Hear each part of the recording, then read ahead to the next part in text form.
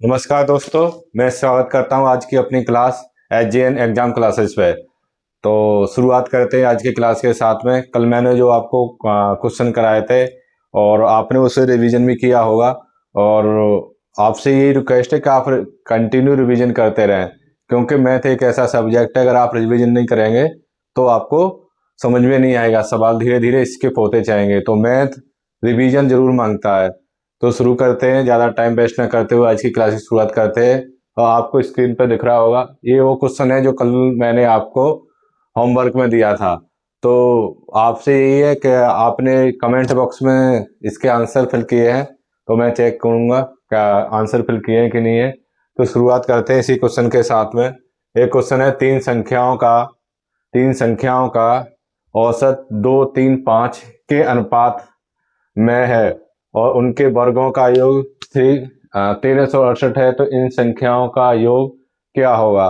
पहला तो आप अप्रोच आप एग्जाम में लगाएंगे वो ही लगाएंगे। ये पूछा है इन संख्याओं का योग, तो ये तीन संख्याएं ने ऐड कर लेंगे, 5 और 3 8 और 2 10। अगर ऑप्शन में कोई भी 10 का मल्टीपल है, अगर ऑप्शन में कोई भी आपको 10 का मल्टीपल दिखता है तो उस पर टिक करके आगे बढ़ जाएंगे। ठीक है, उस पर टिक करके आगे बढ़ जाएंगे। अगर ऑप्शन में आपको दिखता है कि 10 के मल्टीपल 2 3 है, तो उसके लिए हम आपको इसे बताते हैं प्रॉपर तरीके से कि आपको क्वेश्चन को कैसे सॉल्व करना है। ठीक है, तो इसमें लिखा हुआ है तीन संख्याओं का औसत 2, 3, 5 के अनुपात में है, यदि उनके वर्गों का योग, इनके जो ये संख्या दी हुई है इनके वर्गों का योग करेंगे।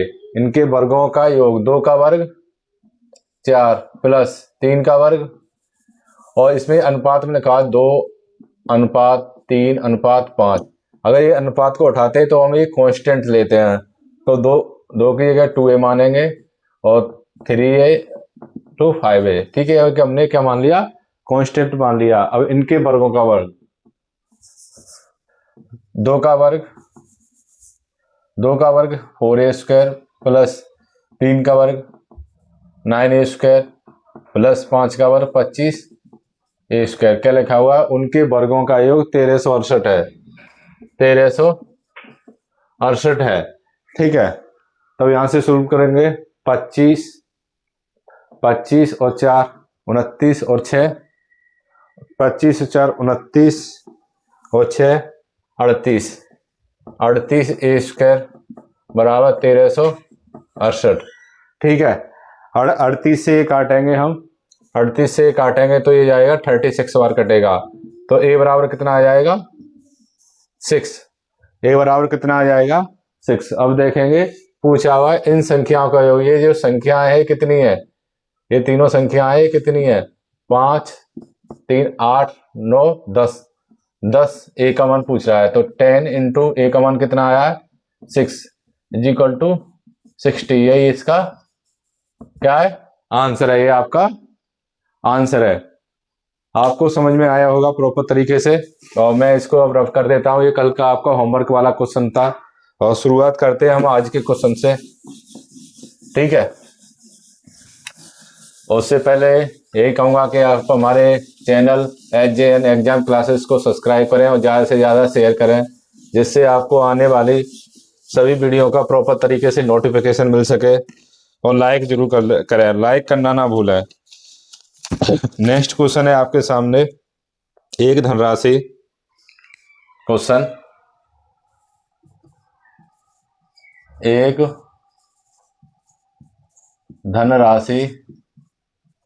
एक धनराशि को PQRS, एक धनराशि को ABCD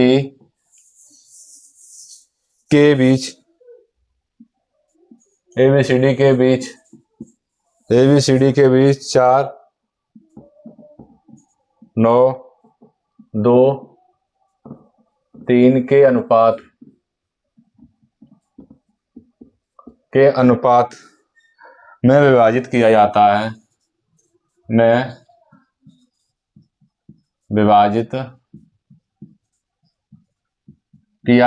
है, में विभाजित किया जाता है यदि Q को यदि यदि यदि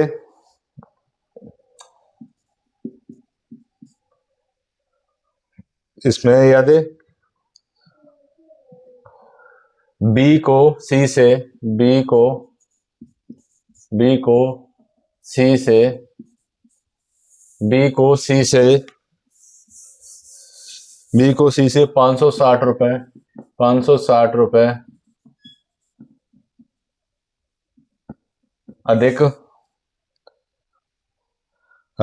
प्राप्त होते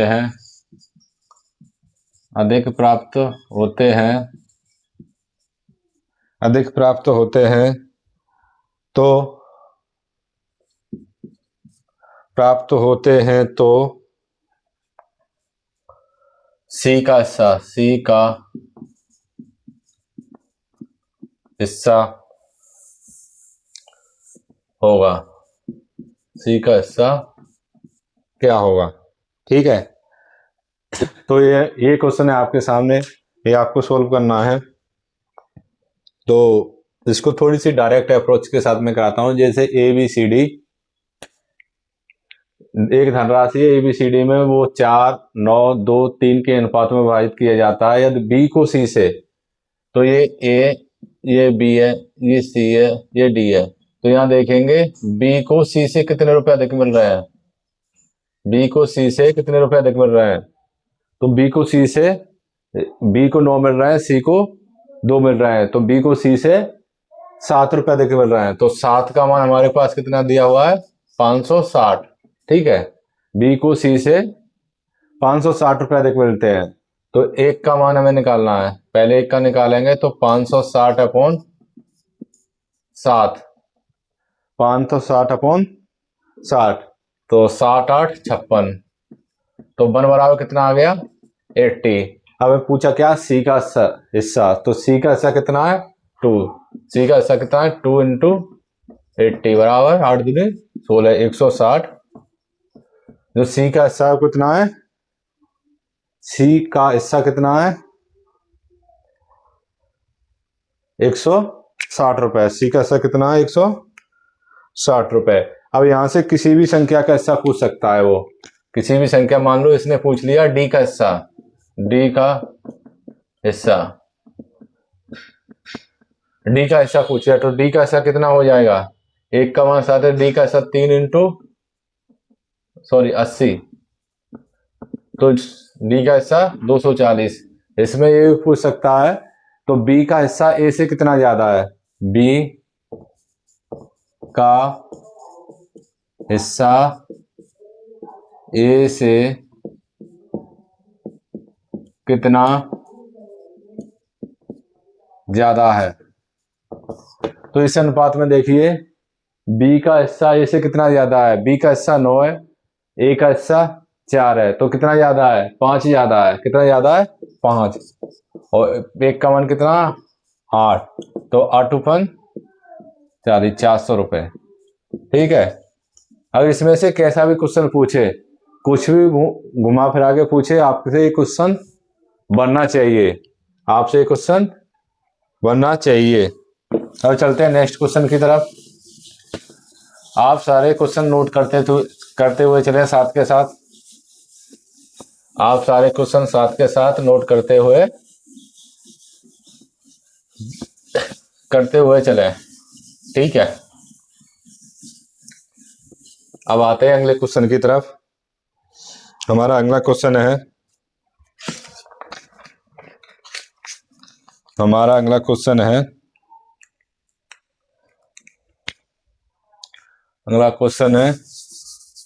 नेक्स्ट क्वेश्चन 3300 को PQR के बीच इस प्रकार बांटा जाता है। PQ और R के बीच इस प्रकार बांटा जाता है, इस प्रकार बांटा जाता है कि P का 4 गुना, P का 4 गुना, Q का 7 गुना, Q का 7 गुना, Q का 7 गुना, R का 2 गुना है, R का 2 गुना है। तो R का हिस्सा क्या होगा? R का हिस्सा क्या होगा? ये आपका क्वेश्चन है, इसको कब आंसर करके बताइए जल्दी से जल्दी, इसका आंसर बताइए जल्दी से जल्दी। ऐसे इसमें लिखा हुआ है P का 4 गुना, P का 4 गुना बराबर Q का 7 गुना बराबर R का 2 गुना। यही हो जाएगा ना, यही हो जाएगा ना। अब यहाँ से कहते हैं ऐसे हमें P का मान निकालना है, ठीक है, हमें निकालना है पहले P का मान। P का मान निकालना है तो हम क्या करेंगे, P को छुपा लेंगे। कल बताया था ना मैंने, जिसका मान निकालना होता है उसे छिपा लेते हैं। P को छिपा लेंगे तो P का मान कितना आएगा, 7 दूनी 14। अब हमें निकालना है Q का मान, ठीक है, ये अनुपात में आएगा। Q का मान निकालना है तो Q को छुपा लेंगे, 4 दूनी 8। अब निकालना है हमें R का मान, अब हमें निकालना है R का मान, तो हम R को छुपा लेंगे, 7 चौके 28, ठीक है, ये अनुपात में आ गया।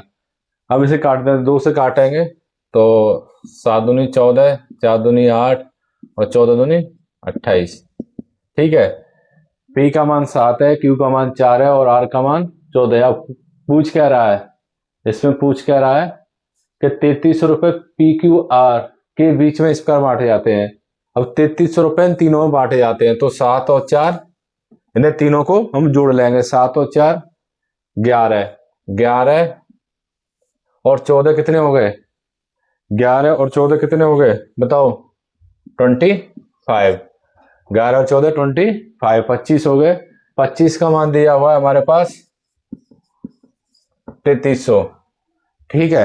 अब पूछ के रहा है, R का मान पूछ रहा है, तो 1 का मान कितना हो जाएगा हमारे पास, 3300 बट्टे 25 गुणा R का हिस्सा पूछ रहा है, R का हिस्सा कितना है 14, ठीक है, ये निकाल देंगे। अब इसको कैलकुलेशन करेंगे तो 25 से काटेंगे, जाएगा 25 सेकंड 25, 25 सेकंड 25 कितने बचे, 5 और 3 8, 25 75, 5 बचे, 25 दूनी 50, ठीक है।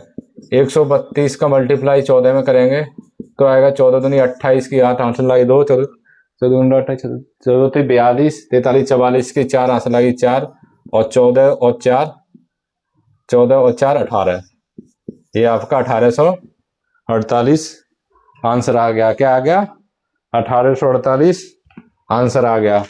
आपको ये समझ में आया होगा, आपको समझ में आया होगा। कोई भी डाउट हो तो कमेंट सेक्शन में जरूर बताएं, कोई भी डाउट हो तो कमेंट सेक्शन में जरूर बताएं, ठीक है। अब चलते हैं नेक्स्ट क्वेश्चन की तरफ, अब चलते हैं नेक्स्ट क्वेश्चन की तरफ, ठीक है। और एक सूचना और देनी थी इसी बीच में आपको, अब आपकी एसएससी जीडी की एग्जाम डेट आ गई है। एसएससी जीडी की एग्जाम डेट आ गई है, तो जो भी एसएससी जीडी वाले बच्चे हैं वो भी इस क्लास को ले सकते हैं और अपनी तैयारी को और बेहतर कर सकते हैं। एसएससी जीडी की एग्जाम डेट आ चुकी है। अब चलते हैं नेक्स्ट क्वेश्चन की तरफ, अब चलते हैं नेक्स्ट क्वेश्चन की तरफ। अगला क्वेश्चन है क्वेश्चन 7700 रुपये की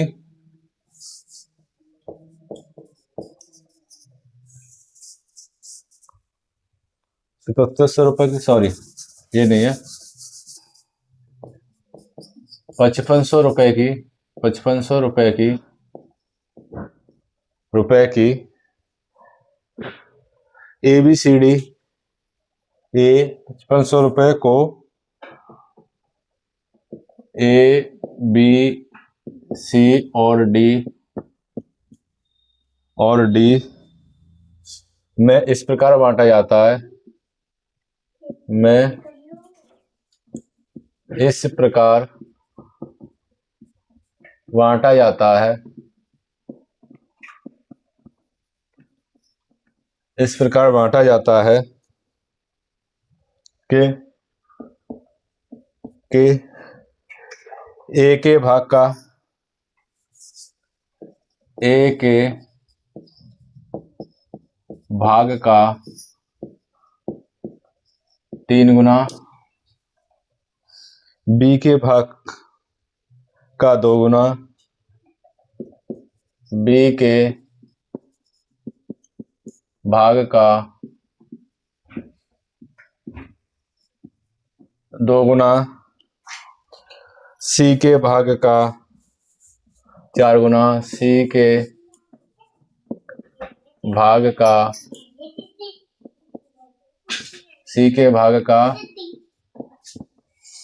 4 गुना, C के भाग का 4 गुना और D के भाग का 5 गुना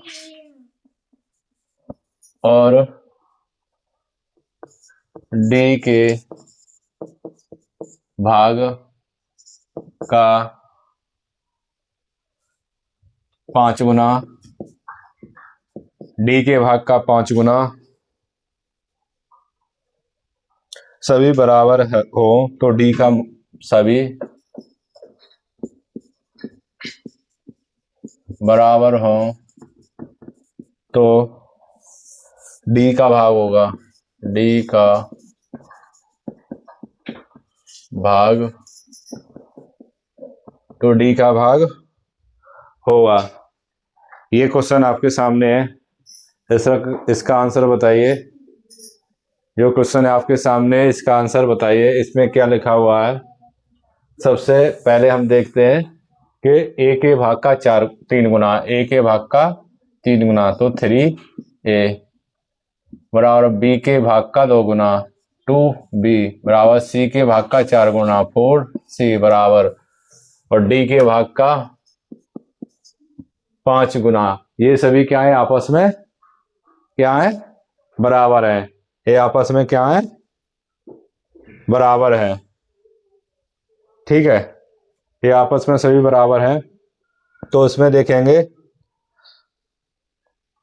अब इसमें निकालेंगे A का मान। तो हमने क्या बताया था, जिसका भी मान निकालते हैं हम उसे छिपा लेते हैं, जैसे A B C और D। और यहाँ पे निकालेंगे हम A का मान। ठीक है, तो A का मान है 4 दूनी 8, 8 पंच 40।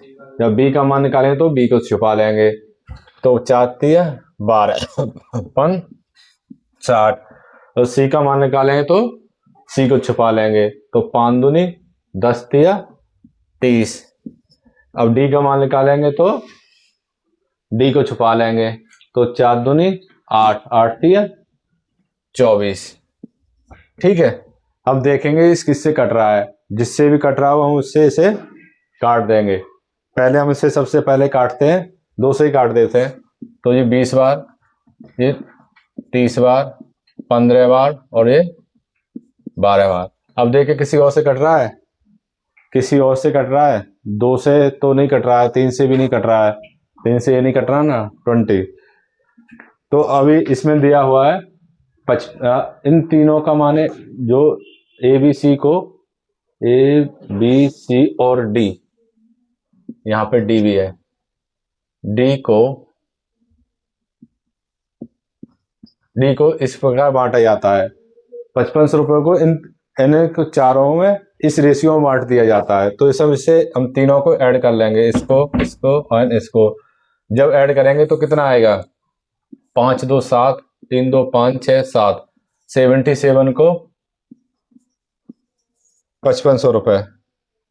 ठीक है, अब इसे डिवाइड करेंगे। इसमें एक चीज रहेगी, यहाँ मुझे करना चाहिए। अगर आप कहते हैं कोई नहीं, इसी से करा देता हूँ।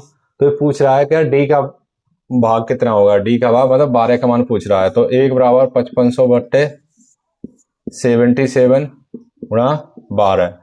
तो 11 7 77, 11 पंजे 55। ठीक है, 11 पंजे 55 और 12 पन 60, 12 पन 60। तो ये हो गया अपॉन 7। 7 से इसे काट देंगे। अगर 7 से इसे काटेंगे तो बताइए कितना आएगा। 7 का भाग दे देंगे इसमें, तो बताइए कितना आएगा।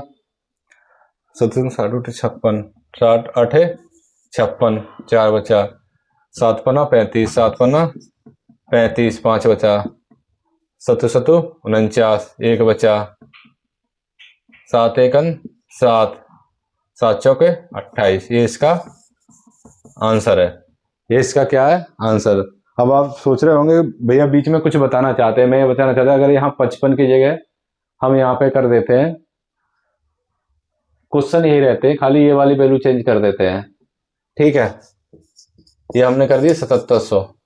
ठीक है, ये भी आपका आंसर ठीक है। अगर वैल्यू ये होती है तो एक कैलकुलेशन है, थोड़ी आपकी इजीली हो जाएगी। अगर इसमें इस टाइप का क्वेश्चन दिया होता तो ये कितने हो गए, ये जोड़ के हमारे 7700 आए, 7700 सॉरी 77 आए, 77 आए। तो 77 अपॉन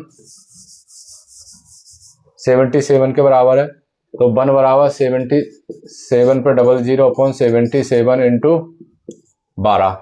ये डी का मान पूछ रहा था ना, तो 77 से सीधा सीधा 100 बार कट जाता और ये आंसर आपका आ जाता 1200। तो ये आप दूसरा क्वेश्चन भी समझ सकते हैं। दूसरा क्वेश्चन भी हो गया। ठीक है, एक ही टाइप से 2 क्वेश्चन हो गए। मैंने थोड़ी वैल्यू चेंज की तो ये आसानी से यहाँ पे क्वेश्चन सॉल्व हो गया। इसमें थोड़ा सा आपको कैलकुलेशन में, वैसे ज़्यादा इतनी भी कठिन नहीं है कैलकुलेशन, लेकिन थोड़ी सी दिक्कत आई होगी। आपने ये नोट कर लिया है, अब मैं इसे रब कर देता हूँ और चलते हैं हम अगले क्वेश्चन की तरफ, नेक्स्ट क्वेश्चन की तरफ। हमारा नेक्स्ट क्वेश्चन है, हमारा नेक्स्ट क्वेश्चन इस प्रकार है, जिसको आपको करने में बड़ा ही एकदम दिल खुश हो जाएगा, दिन गार्डन हो जाएगा आपको नेक्स्ट क्वेश्चन को देख के। ठीक है, और आप लास्ट क्लास के आखिरी तक जरूर बने रहें, क्लास के आखिरी तक आप जरूर बने रहें। नेक्स्ट क्वेश्चन है, ए और बी के पास 4760 रुपए हैं। ए और बी के पास 4760 रुपए हैं। यदि एक ही राशि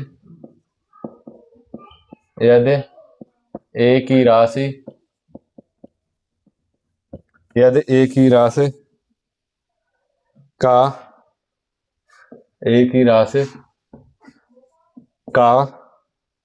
9/16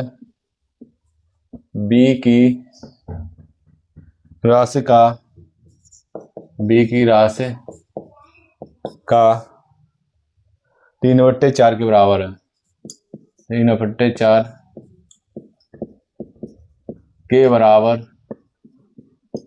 के बराबर है, तो बी के पास कितनी राशि है। तो बी के पास कितनी राशि है, ये बताना है। तो बी के पास कितनी राशि है। ठीक है, ये और बी के पास 4760 रुपए हैं। ए की राशि का 9/6 बी की राशि के 3/4 के बराबर है। तो इसमें क्या दिया हुआ है, ए की राशि का, अगर बीच में का है तो का की जगह हम क्या करते हैं, आप सब लोगों ने पढ़ा है, मल्टीपल का चिन्ह लगाते हैं, गुणा का चिन्ह लगाते हैं। ए की राशि का बी की राशि का 3/4 के बराबर है। ठीक है, अब इसे काटेंगे, 3 तरह के 9 और 4 चौके 16, तो ए अपॉन बी है जो क्या आएगा 4/3। तो मतलब इसमें ए का मान 4 है और बी का मान 3 है। ए का मान 4 है और बी का मान 3 है। ठीक है, अब ये क्या कह रहा है, यो बी के पास, मतलब ए पे 4 रुपए, बी पे 3 रुपए, तो दोनों के पास कितने रुपए हैं, दोनों के पास कितने रुपए से प्लस कर देंगे, कितने 7 रुपए, 4 और 3 7। ये कह रहा है 4760 रुपए है। कितने रुपए, क्वेश्चन कह रहा है 4760 रुपए है और यहाँ 7 आए हैं। तो पूछ रहा है बी के पास कितने रुपए हैं, तो यहाँ बी का मान निकालेंगे हम। तो 1 बराबर 4760/7, यहाँ गुणा में तो इधर नीचे भाग में आ जाएगा। और बी का हिस्सा कितना है 3, बी का हिस्सा कितना है 3।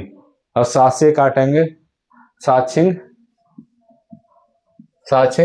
42, कितने बचे 5, 7 8 56, 680 गुणा 3, और गुण 680 का 3 में गुणा कर देंगे तो कितना आएगा 8 3 24 4 आंसर लगी 2 और 6 3 18 और 2 20, 2040 रुपए।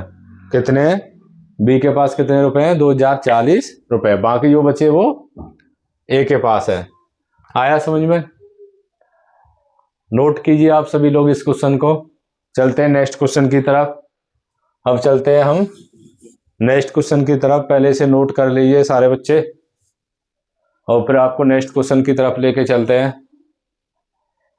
ठीक है, आपको नेक्स्ट क्वेश्चन की तरफ लेके चलते हैं।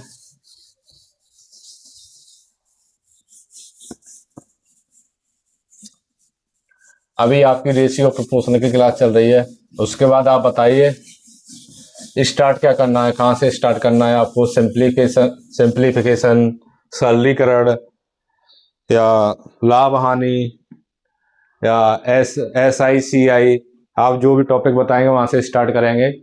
इसकी ये एक और क्लास ज़्यादा से ज़्यादा और होगी, उसके बाद ये वाला टॉपिक खत्म हो जाएगा।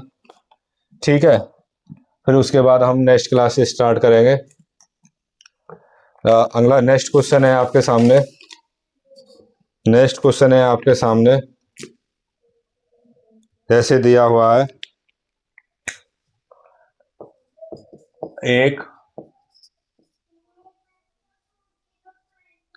ऐसे करते हैं, किसी संस्था में पुरुष और महिलाओं की संख्या, पुरुष और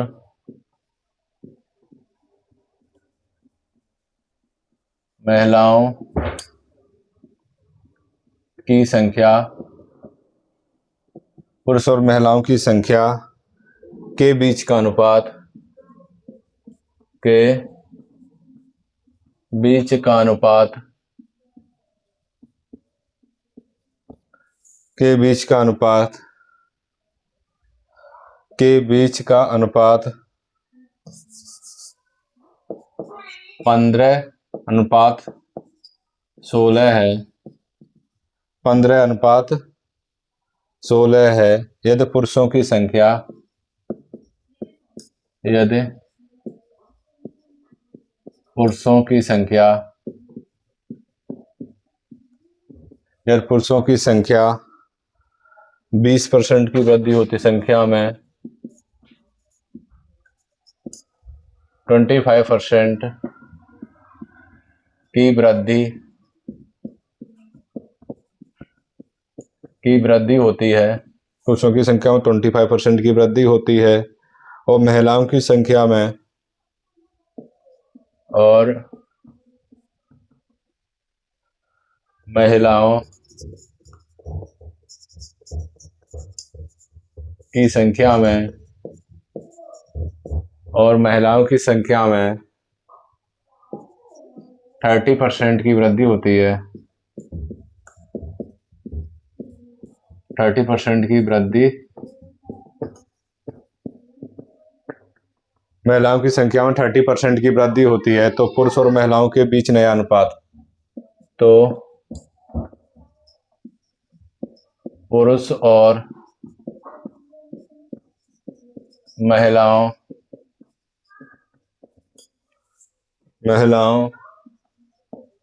के बीच नया अनुपात क्या होगा? पुरुष और महिलाओं के बीच नया अनुपात क्या होगा? ये आपका क्वेश्चन है। ये आपका क्वेश्चन है। किसी संस्था में पुरुष और महिलाओं की संख्या के बीच का अनुपात 15:16 है। यदि पुरुषों की संख्या में 25% की वृद्धि होती है और महिलाओं की संख्या में 30% की वृद्धि होती है तो पुरुष और महिलाओं के बीच नया अनुपात क्या होगा? पुरुष और महिलाओं के बीच नया अनुपात क्या होगा? जैसे इसमें दिया हुआ है, यहाँ से स्टार्ट करते हैं सॉल्यूशन। ठीक है, पुरुषों की संख्या हमारे पास कितनी है? 15। महिलाओं की संख्या कितनी है? 16। अब इसने बोला पुरुषों की संख्या में 25% की वृद्धि होती है तो पुरुषों की संख्या में कितने परसेंट की वृद्धि होती है? 25% की। ठीक है, तो 25% कितना हो जाएगा? 125। और महिलाओं की संख्या में 25% की, और महिलाओं की संख्या में कितने की वृद्धि होती है? 30% की, तो ये होगा 130%। तो अब नया अनुपात क्या होगा? ठीक है, ये पूछ रहा है अब नया अनुपात क्या होगा? परसेंट से तो परसेंट कट गया, परसेंट से परसेंट कट गया। अभी काटेंगे 5 से, 5 दिया 15, ये 5 से कटेगा, 5 दूनी 10, 5 छिके 30। ठीक है, और देखो कटेगा, 4 से नहीं कटेगा, तो ये कितना आ गया? 25 को 125 को गुणा अगर हम 3 में करते हैं तो कितना आएगा? 375। 375 अपॉन 16 को गुणा अगर 26 में करेंगे तो कितना आएगा?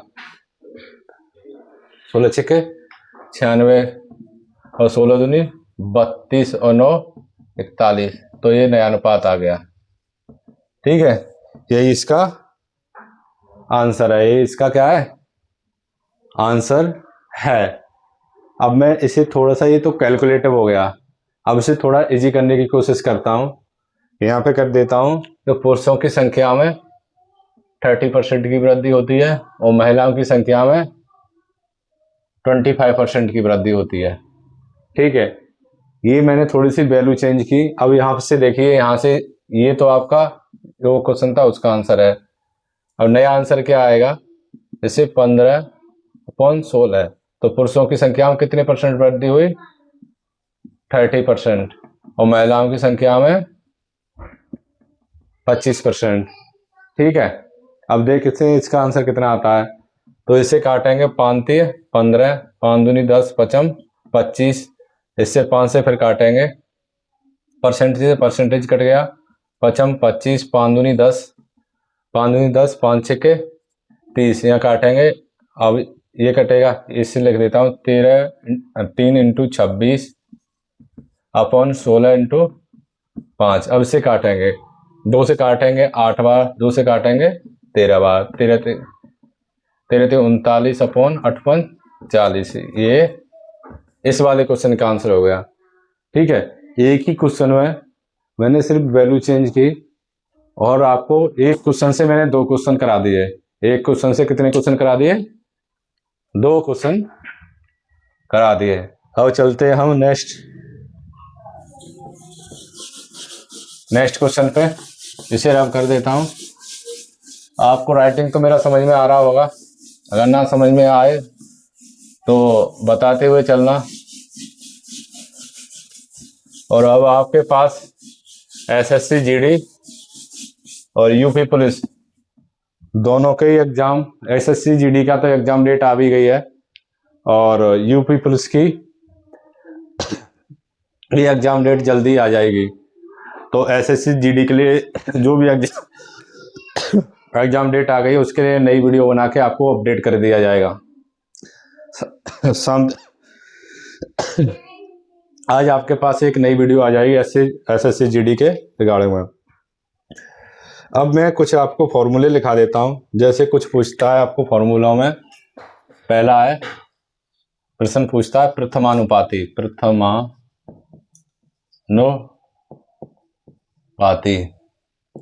अगर प्रथमानुपाती पूछता है तो इसका फॉर्मूला होता है, जैसे कोई भी तीन संख्या दी होगी तो उसे कर देंगे ए बी अपॉन सी। ठीक है। नंबर 2 पे आएगा, नंबर 2 पे पूछेगा द्वितीय अनुपाती या द्वितीय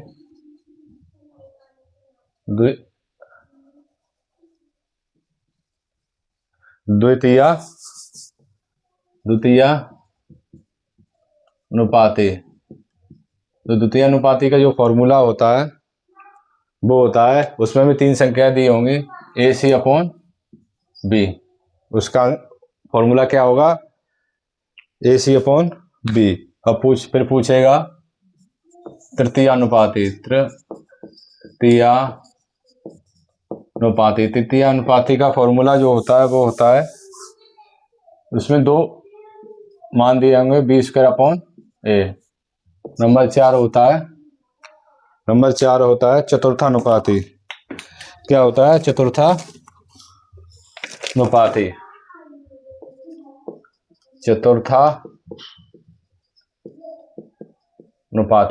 जो चतुर्थानुपाती का फॉर्मूला होता है वो होता है बी सी अपॉन ए।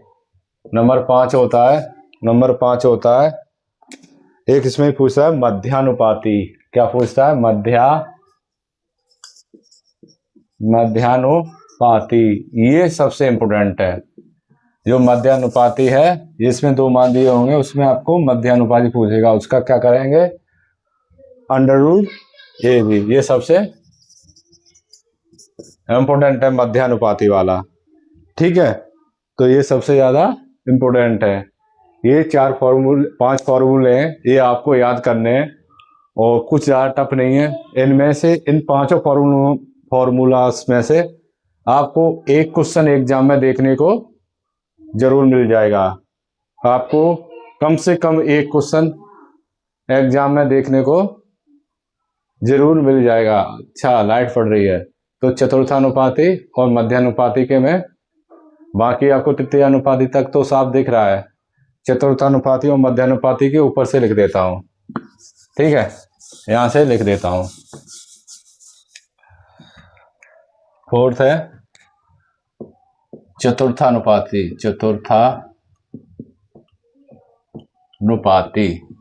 तो चतुर्थानुपाती का फॉर्मूला क्या बताया था, बी सी अपॉन ए। और मध्यानुपाती